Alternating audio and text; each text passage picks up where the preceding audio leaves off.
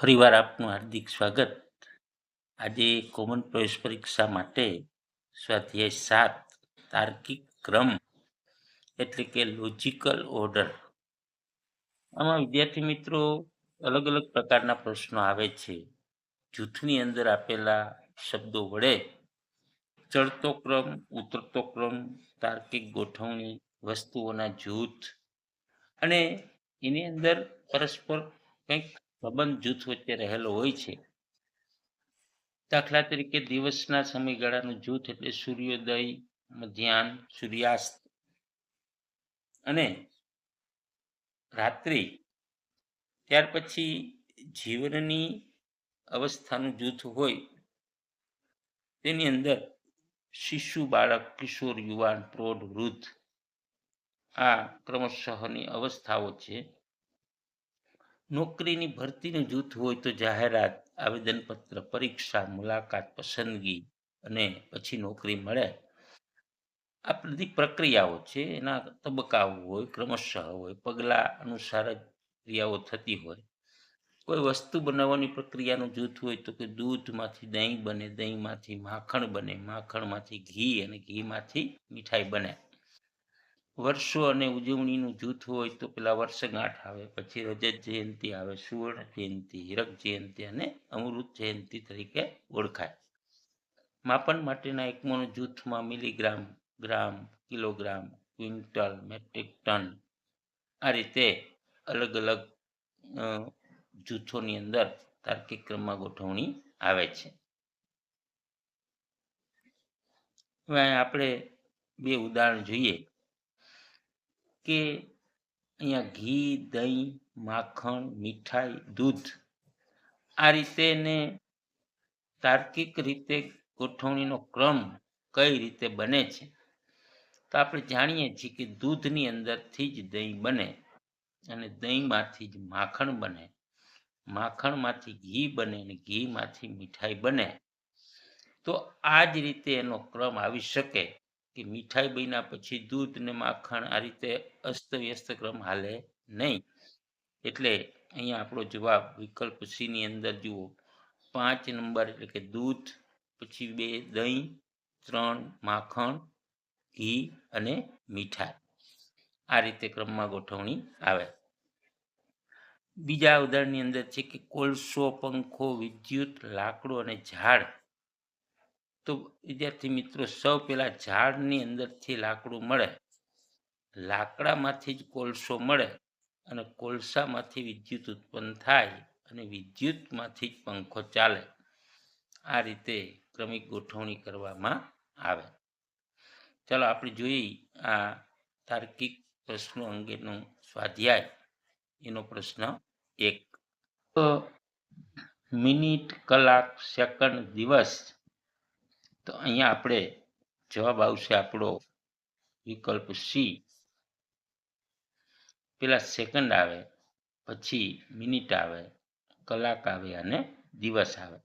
નાનાથી મોટા એકમ તરફ આપણે ચડતો ક્રમ જેને કહી શકાય એ તરફ જઈ રહ્યા છીએ. જિલ્લો, રાજ્ય, તાલુકો અને દેશ. તો અહીંયા આપણે સૌ પહેલા દેશ, પછી આવે રાજ્ય, જિલ્લો અને તાલુકો. આપણો વિકલ્પ બી આવશે. ત્યાર પછી શાળા, બાલમંદિર, કોલેજ અને ઘર.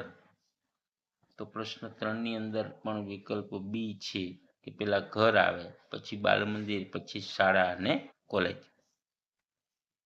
પ્રશ્ન 4, નદી, સમુદ્ર, વરસાદ, ઝરણું. હવે આને આપણે ચડતા ક્રમમાં ગોઠવીએ તો વરસાદ, ઝરણું, નદી અને સમુદ્ર.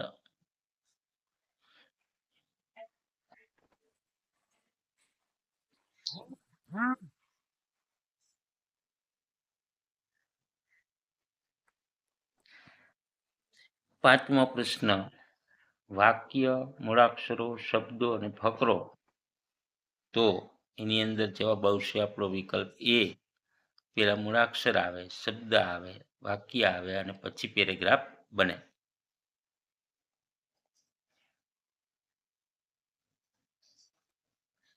છઠ્ઠો પ્રશ્ન છે કે વિદ્યુત ટ્રેન, થર્મલ પાવર સ્ટેશન, કોલસો અને વિદ્યુત. તો આની અંદર વિકલ્પ બી આપણો જવાબ મળશે કે સૌ પહેલા કોલસો અને એના આધારે થર્મલ પાવર સ્ટેશન ચાલે, ત્યાર પછીમાંથી વીજળી ઉત્પન્ન થાય અને વિદ્યુત ટ્રેન ચાલે. 7, ગાય, દૂધ, માખણ અને દહીં. તેમાં જવાબ આવશે આપણો વિકલ્પ સી, ગાય, દૂધ, દહીં અને માખણ. ત્યાર પછીનો પ્રશ્ન 8 છે કે ઘર, માટી, ઈંટ અને દિવાલ.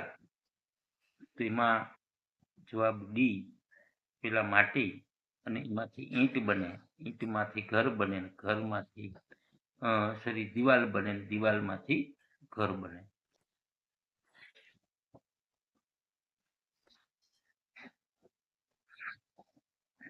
9મો પ્રશ્ન છે કે લાકડું, જંગલ, જમીન અને ખુરશી. તો સૌ પહેલા જમીન, અને જમીનની અંદર જંગલ ઉગે, જંગલમાં લાકડું થાય, લાકડામાંથી ખુરશી બને. 10મો પ્રશ્ન છે કે ઉંદર, વાઘ, કૂતરો અને બિલાડી.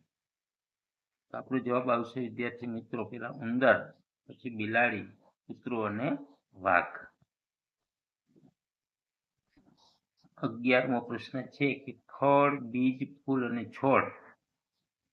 તો જવાબ આવશે વિદ્યાર્થી મિત્રો આપણો વિકલ્પ બી, કે પેલા બીજ, પછી છોડ, એમાંથી ફૂલ આવે અને પછી ફળ આવે. હવે અહીંયા 12મો પ્રશ્ન છે, 12માંથી 17 સુધીના વિકલ્પો ચડતા તાર્કિક ક્રમની અંદર ગોઠવણી કરવાનું છે. લણણી, વાવણી, ખેડ અને ખાતર. તો આપણો જવાબ આવશે વિકલ્પ એ, પેલા ખેડ કરીએ, પછી વાવણી કરીએ, એમાં ખાતર આપીએ અને પછી ઉગે અને ત્યાર પછી લણણી કરીએ.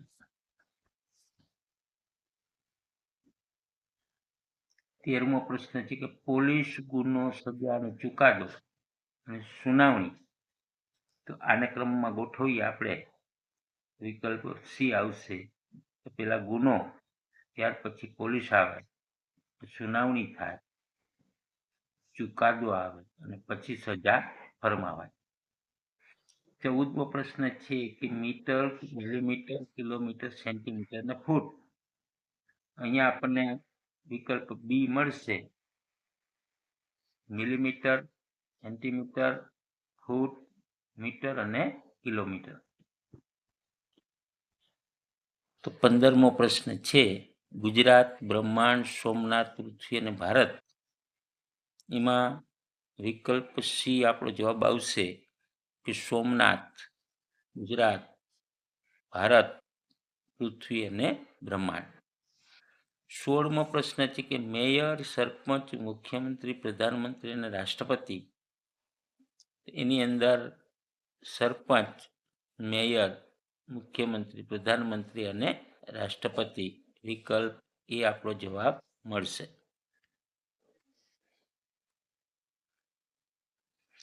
17મો પ્રશ્ન છે લાકડું, પુસ્તક, કારખાનું, કાગળ, છાપવું. અહીંયા આપણને જવાબ મળશે વિકલ્પ એ, લાકડું, કારખાનું, કાગળ અને ત્યાર પછી છાપવું અને પુસ્તક.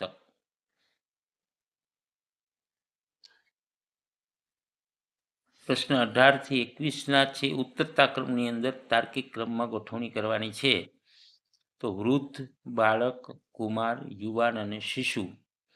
તો આની ઉત્તરતા ક્રમમાં ગોઠવણી કરવાની હોય ત્યારે આપણે વિકલ્પ એ પસંદ કરીએ.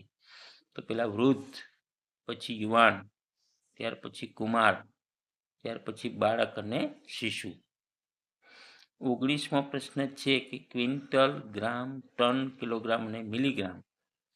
એની અંદર વિકલ્પ સી આવશે, ટન, ક્વિન્ટલ, કિલોગ્રામ, ગ્રામ અને મિલીગ્રામ. 20મો પ્રશ્ન છે પુત્ર, દાદા, પિતા, પૌત્ર અને પરદાદા. તો ઉતરતા ક્રમમાં ગોઠવણી કરવાની છે. ત્યારે સૌ પ્રથમ પરદાદા, ત્યાર પછી દાદા, પછી આવશે પિતા, પુત્ર અને પૌત્ર. 21મો પ્રશ્ન કે 1000, લાખ, કરોડ, 10 લાખ, 10,000. તો આપણો જવાબ આવશે વિકલ્પ સી. એમાં કરોડ, 10 લાખ, ત્યાર પછી લાખ, 10,000 અને 1000. તો આ રીતે વિદ્યાર્થી મિત્રો તાર્કિક પ્રશ્નોની ગોઠવણી ચડતા અને ઉતરતા ક્રમમાં કેવી રીતે કરી શકાય એ અંગેનો આપણો આ પ્રશ્ન હતો. હવે ફરી મળીશું નવા વિડીયોમાં. મારા તમામ વિડીયોને લાઈક કરો, શેર કરો અને સબસ્ક્રાઈબ કરવાનું તો ભૂલતા જ નહીં.